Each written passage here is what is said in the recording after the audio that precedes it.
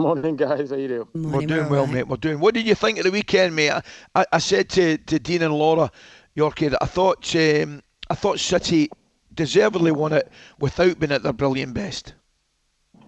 Totally, I couldn't agree with you anymore. I thought they were not at the best, but United need to be at the best, and that wasn't the case. But that's just a sign of a really good team that is full of confidence, playing a system that each player totally understand. Really, it's a game that I felt that United might have been able to get something from and go on to win the cup. And I thought when the handball was given, I thought that's the kind of luck you kind of need on the day, and Yeah. they didn't really capitalize on it. So I think City overall, when you looked at it, they're probably the better side on the day. Dwight, how do you actually feel about the potential of them doing it? I feel good about it. I don't understand why there is a big uproar in it. The fact that they are trying to emulate, as you mentioned, Laura, the fact that they're trying to equal what we did, they're not surpassing anything. They're joining a elite group of players, a club, the historical moment. And if they're going on to do it, you just have to take your hat off to them. And that's something that only comes around every 25 years from the look of it. Dwight, going back to the cup final, I played with you, and you played with a smile on your face. But I know what you're like deep down. Inside, you had a streak in you of determination, which got you to the highest level. I look at Man United strikers, and I don't think they've got any determination. Sancho, Rashford, not so much because he's produced. Martial, Sancho. Even Fernandes at times, the determination is not there. Yeah, Dino, it's a different era that we're in, and we now, these players, I won't say the determination is not there. Sometimes it does come across that way. Where you're fighting for everything, you kind of fired up to make sure a game like this. Sometimes you like to see a little bit more passion, I suppose. You don't really see it, trying to lift the crowd, trying something, do anything. And sometimes you look for that reaction from players and you don't really get it. They go the other way. They're kind of more of a sulky group. Yeah, so what to do you speak. think? Dwight, they've spent 1.2 billion since Fergie left, and they haven't got a striker. Man United, biggest club in the world. Ridiculous. Yeah. Well, it is. It is ridiculous. It's been well documented. It's an area that we've been struggling. People say, oh, Rashford didn't play well on the weekend. Well, you can't do that. You can't put people up there. Dino, yourself. You played in that position, Ali as well. It's a specialist position. You're going to play that position week in, week out. And sometimes you can come in and do great jobs.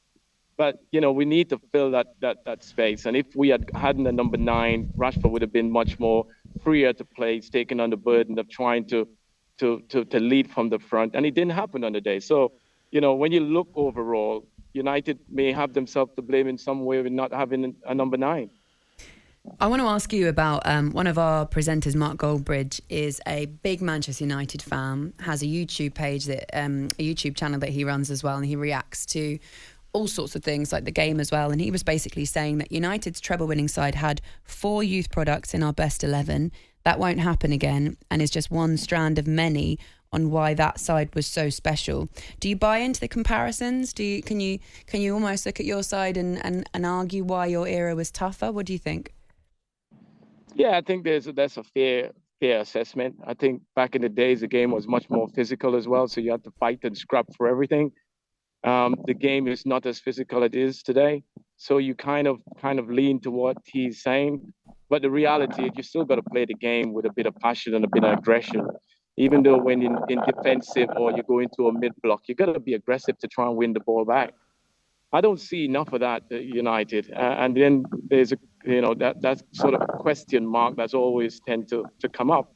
Because when we played back in the days, there was passion, there was desire, there's an aggressiveness. And on top of that, we can play. Everyone could play in that team.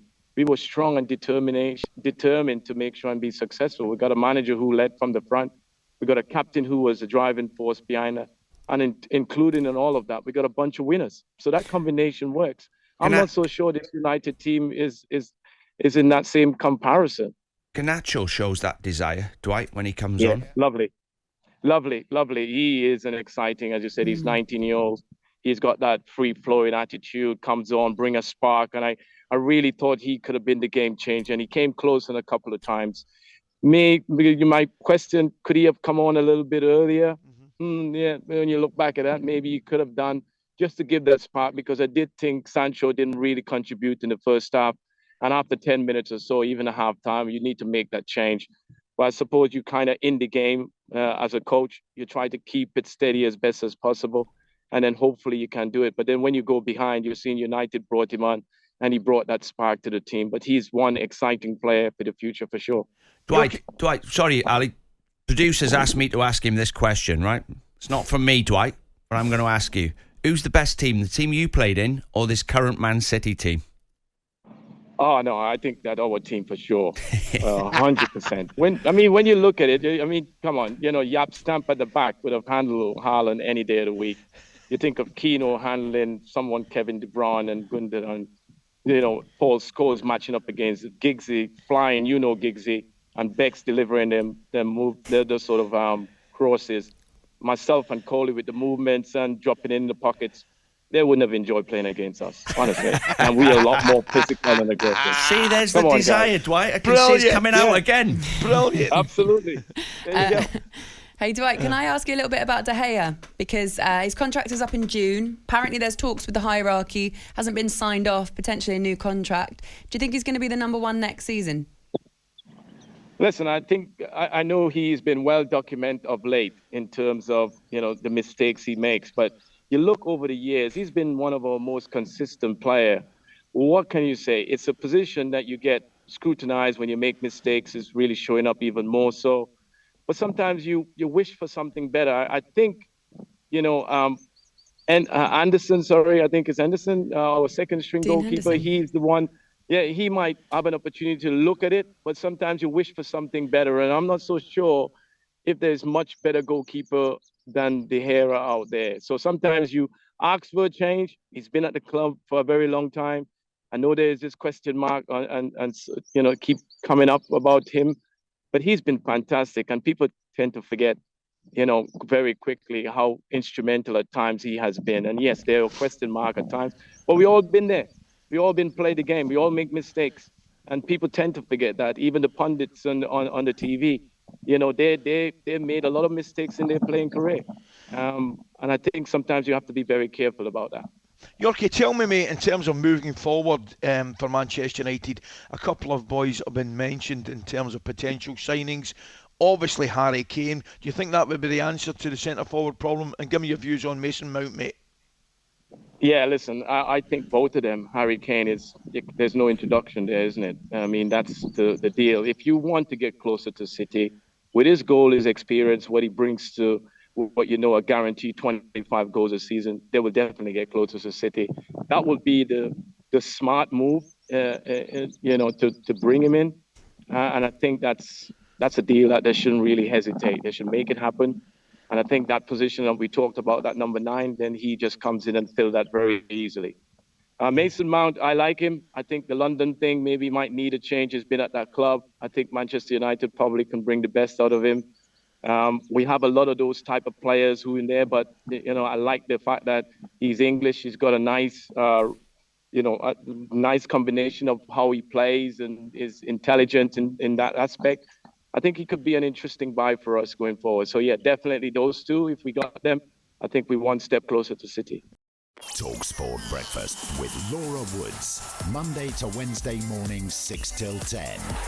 On AM, on DAB, via the talkSPORT app and on your smart speaker. talkSPORT.